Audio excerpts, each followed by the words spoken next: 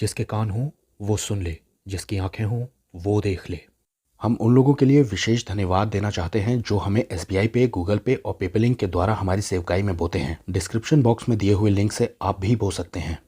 यूहन्ना 8 में दिया है कि फरीसी और शास्त्री यीशु मसीह के सामने एक व्यभिचार में पकड़ी गई स्त्री को लेकर आते हैं और इस घटना में यीशु उस स्त्री को माफ भी कर देते हैं बिना किसी दंड के। जब हम छठी आयत को पढ़ते हैं तो हमें साफ पता चलता है कि ये बात उसको परखने के लिए की जा रही थी। वहां पर उस पर दोष लगाने के लिए कोई मौका ढूंढा जा रहा था। यीशु माफ करना, अनुग्रह करना, दया दिखाना, इन सब बातों की टीचिंग देते थे। अगर यीशु कहते नहीं नहीं इसे माफ कर दो, इसे जाने दो, तो वो दोष लगाते कि मूसा की आज्ञा तोड़ने को कह रहा है ये इंसान। आगे लिखा है, लेकिन यीशु झुक करके जमीन पर कुछ लिखने लगते हैं। अब क्या लिखने लगते हैं ये बात तो हम नहीं जानते। अगर हम उंगली से लिखने के बारे में जांचें तो पुराने नियम में हमें 2 जगह इसका वर्णन मिलता है। पहले बता दूं कि यीशु ने 2 बार लिखा था जमीन पर। यहाँ 8वीं आयत में दिया है कि वो फिर से कुछ लिखने लगा।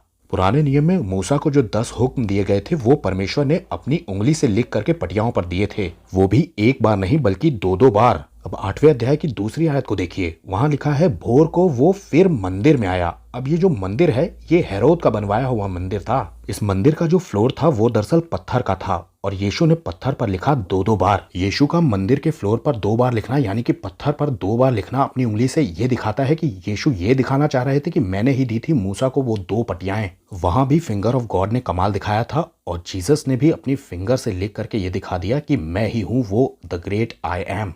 अब जो दूसरी बात ध्यान देने लायक है वो ये है कि शास्त्रियों और फरीसियों ने एक स्त्री को ला करके जो व्यभिचार में पकड़ी गई थी उसे लाकर बीच में खड़ा कर दिया। अब सोचने वाली बात यह है कि व्यभिचार में सिर्फ वो औरत ही पकड़ी गई, वो आदमी कहाँ है जिसके साथ वो व्यभिचार कर रही थी। उन्हें ये नहीं पता था कि दोनों की सजा का हुक्म है पुराने नियम में। लय व्यवस्था 2010 वहां दिया है कि वो व्यभिचारी और वो व्यभिचारिणी दोनों निश्चय मार डाले जाएं। लॉ के अंदर दोनों को मारने का हुक्म था और ये सिर्फ औरत को पकड़ कर लाए थे। ऐसा लगता है जैसे ये भूल बैठे थे व्यवस्था में आखिर लिखा क्या है। और ऐसे लोगों के लिए एक आयत है बाइबल में जो यहाँ पर बिल्कुल फिट होती है। यिर्मयाह 17:13, हे यहोवा, हे इज़राइल के आधार, जितने तुझे छोड़ देते हैं वे सब लज्जित होंगे। जो तुझसे भटक जाते हैं उनके नाम भूमि ही पर लिखे जाएंगे। यहाँ पर भी लिखा है कि भूमि पर कुछ लिखा जाएगा। क्या लिखा जाएगा? उनके नाम लिखे जाएंगे जो इज़राइल के परमेश्वर को छोड़ देते हैं। हो सकता है यीशु भूमि पर उन लोगों के नाम लिख रहे हो जो भीड़ में आए थे, उस व्यभिचारिणी स्त्री को पकड़ कर लाए थे। इस घटना में एक बात और ध्यान देने लायक है, पहले बड़े चले गए और उसके बाद सब छोटे चले गए। आखिर बात ही यीशु ने कुछ ऐसी कह दी थी, तुम में से जिसने पाप नहीं किया हो वो पहला पत्थर मारे।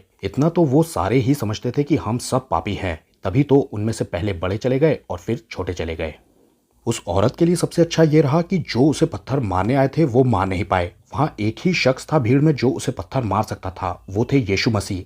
उसने कहा कि मैं तुझे माफ करता हूं। लेकिन हम सबके लिए जो मैसेज वहां है वो ये है कि जा फिर से पाप मत करना, क्योंकि उसी के लिए तो यीशु ने दाम चुकाया है। क्योंकि बाइबल कहती है कि पाप करके आप मसीह को दोबारा क्रूस पर चढ़ा सकते हैं। सबको जय मसीह की।